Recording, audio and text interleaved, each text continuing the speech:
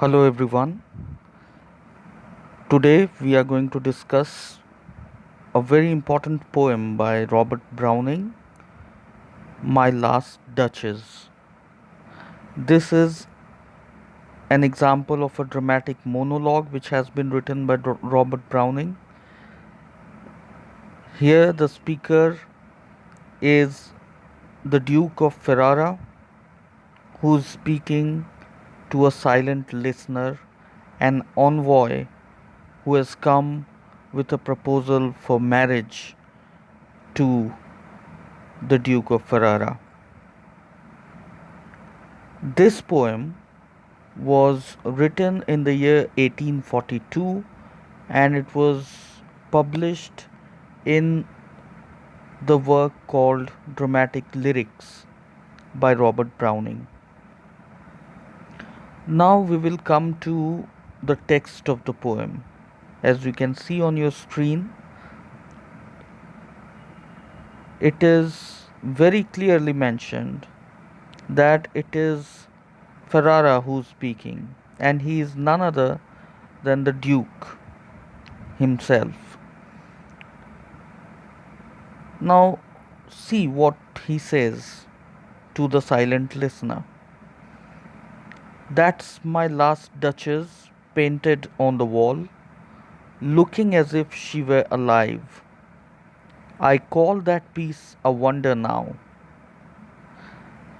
Now, in these lines, the Duke, the speaker, is pointing towards a painting on the wall of the Duchess, the last Duchess. Now, it is important for us to understand the significance of the word last. It means that there may be more Duchess. It may imply that the Duke of Ferrara had more wives before the last Duchess, and again in the second line, looking as if she were alive. So the opening lines themselves indicate towards the fact that she may not be alive. Now he call he calls that piece a wonder now. Again, it is important to note the word piece, the painting which the Duke calls a piece. It is no more than a piece for him. Notice also the use of a highly narcissistic tone, an authoritarian tone in the language of the Duke. Fra Pandolf's hands work busily a day, and there she stands. Fra Pandolf is the name of the painter who has painted the Duchess. Now we move further.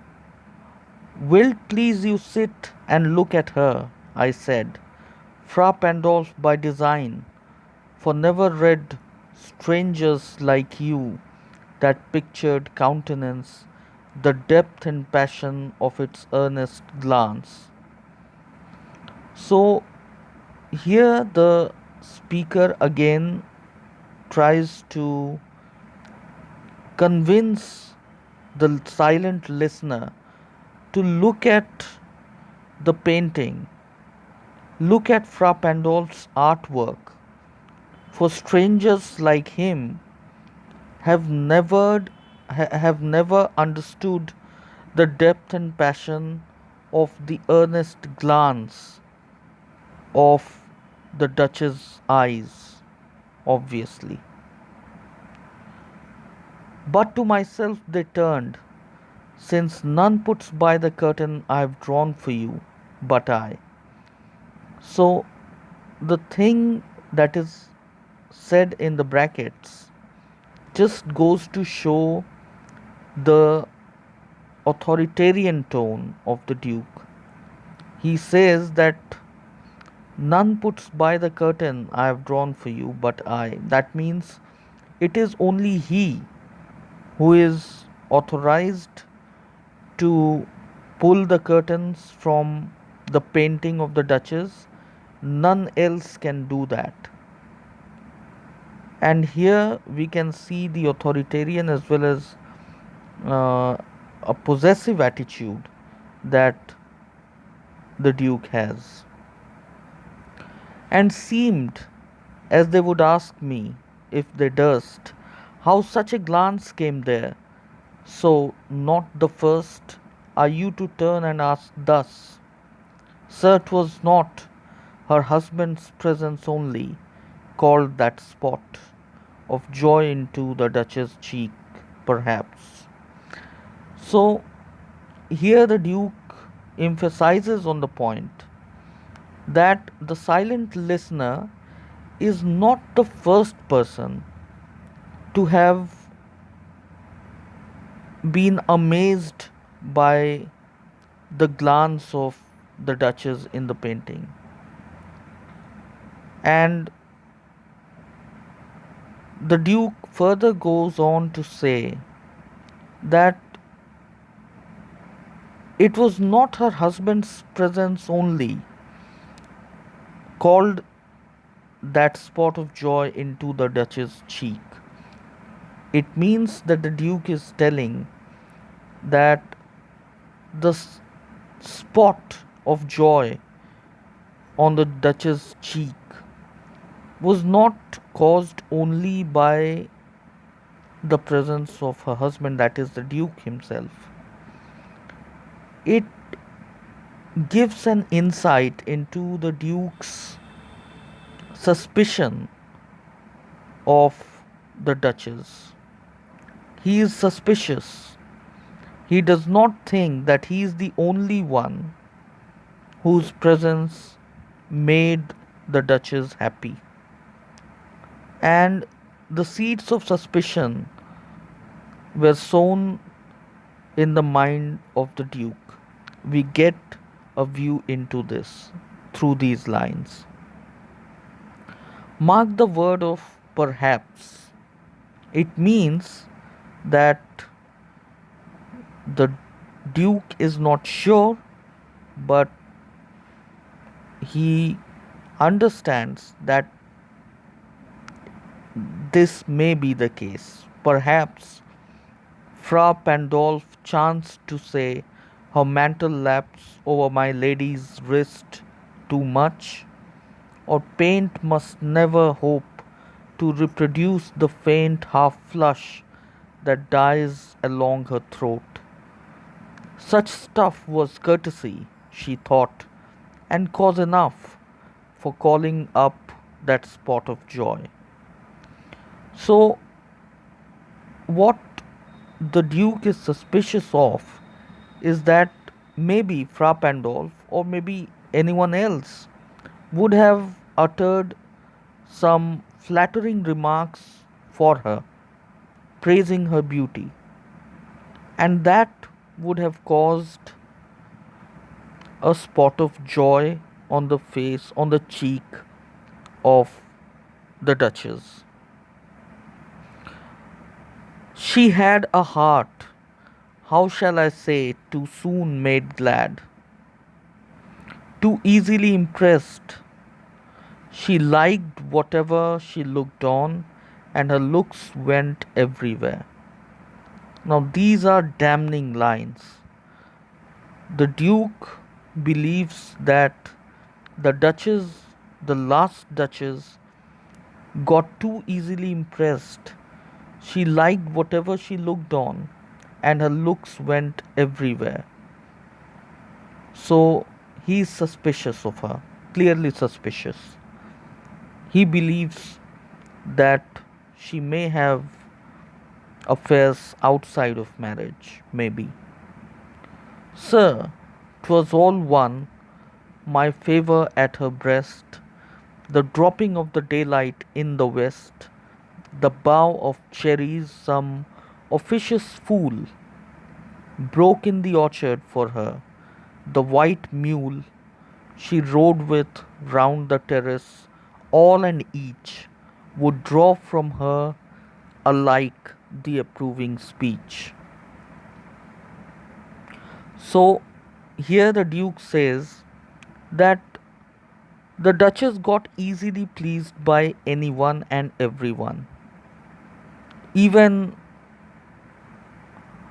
very very trifle matters, common matters. They were thought of very highly by the Duchess. She got very happy whenever anyone broke in the orchard for her, or when she rode the white mule round the terrace, or when someone gifted her a bough of cherries.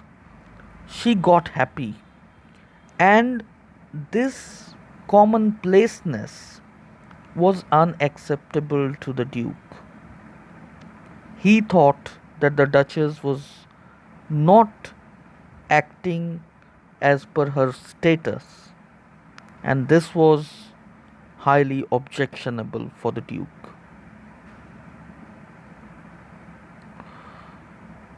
Or blush at least, she thanked men good, but thanked somehow, I know not how, as if she ranked my gift of a 900 years old name with anybody's gift. Now, this is what disturbed the Duke.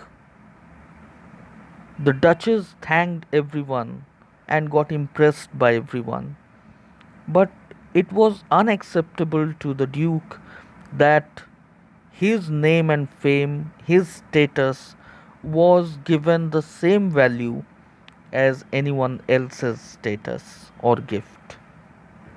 And the Duchess smiled, laughed, and got impressed by every gift, by every good behavior alike.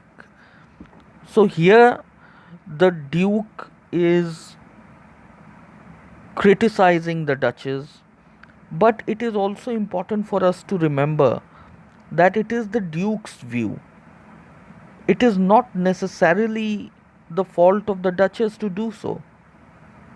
And we have not got to hear the version of the Duchess.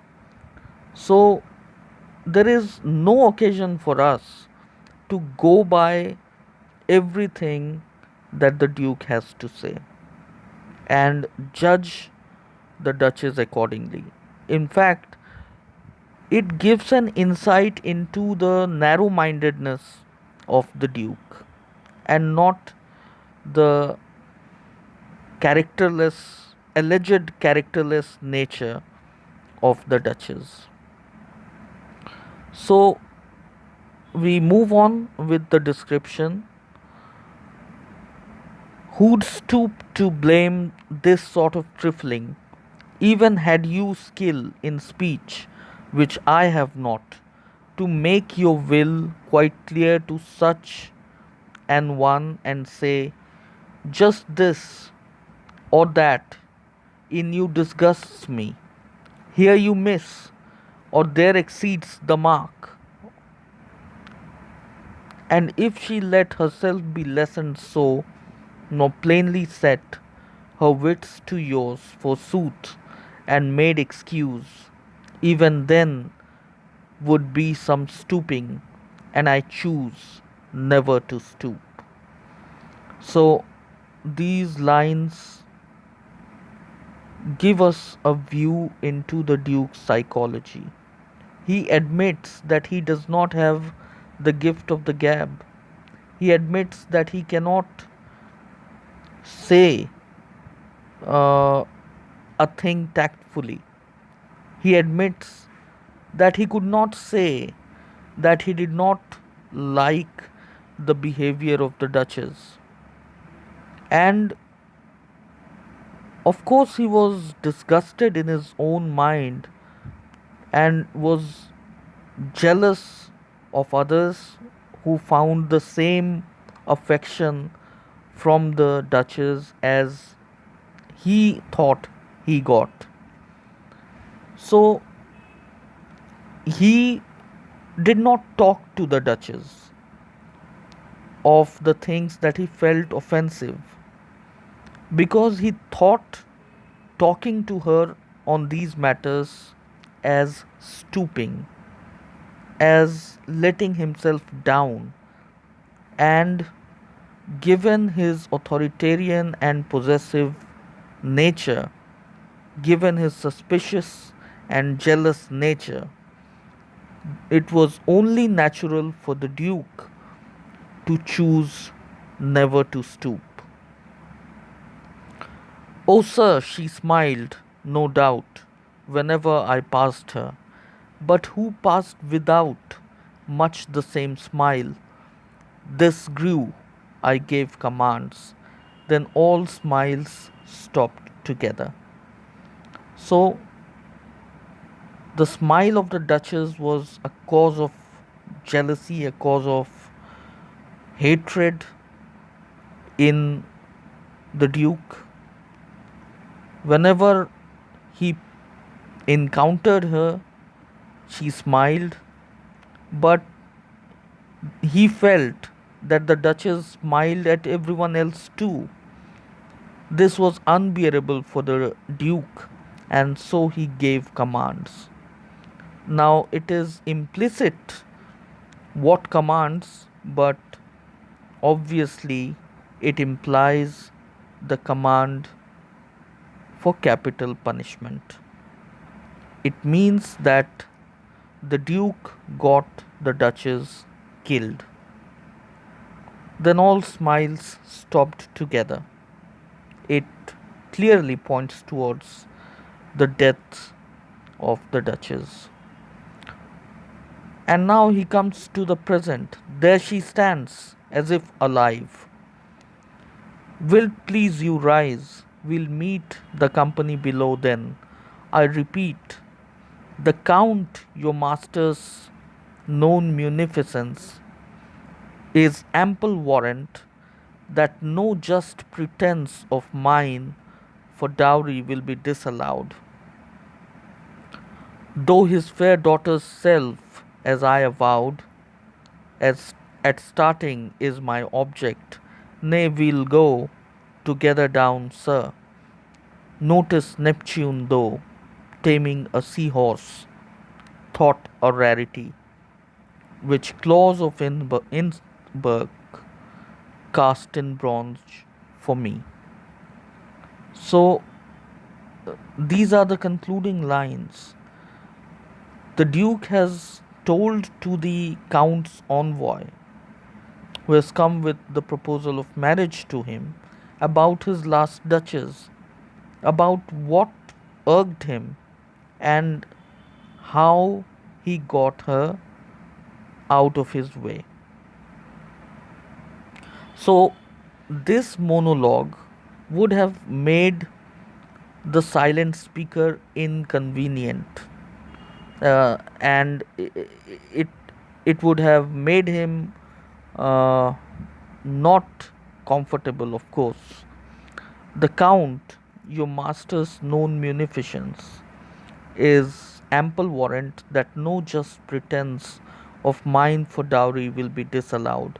So, here the Duke is making a case for dowry, which he understands will not be disallowed by the Count, his to be father in law.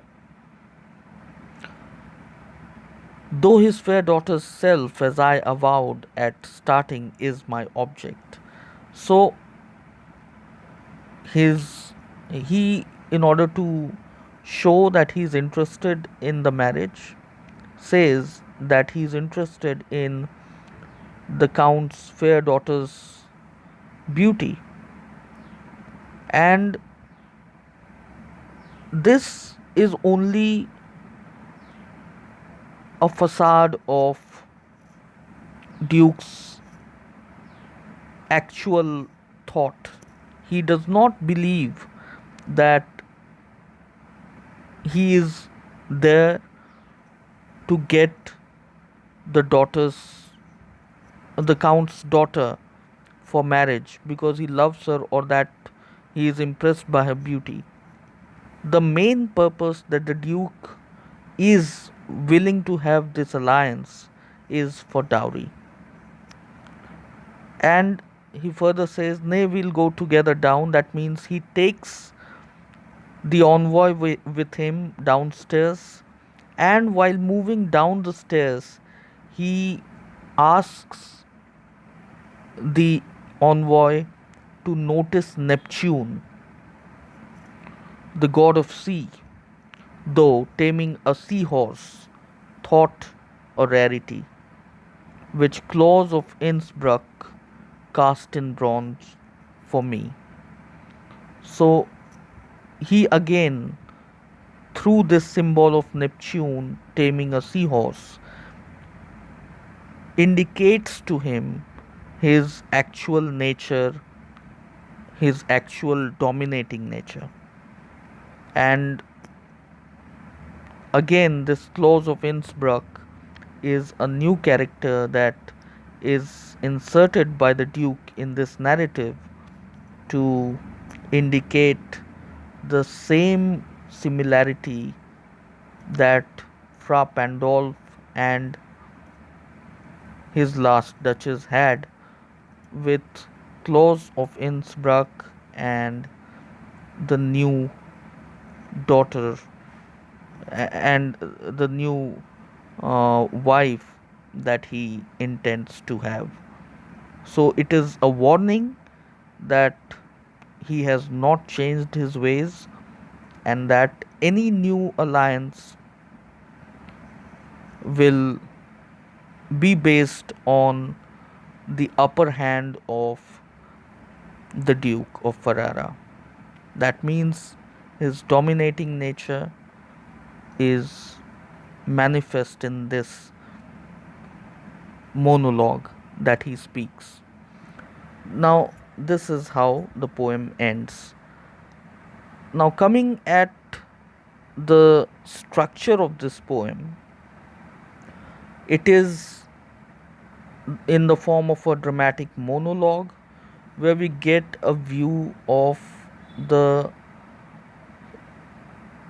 psychological nature, the nature of psyche of the Duke. The envoy who has come to him is obviously of a lower class, and he is not very comfortable while listening all this, but he will convey to his master the count about the duke's demand for dowry and his dominant nature. So this is the poem, and as far as structure is concerned, this poem is written in couplets, and as far as scansion is concerned, it is in iambic pentameter form. So this is all about our discussion of this poem, My Last Duchess. I request you all to please subscribe to my channel, and let's meet in our next lecture. Thank you.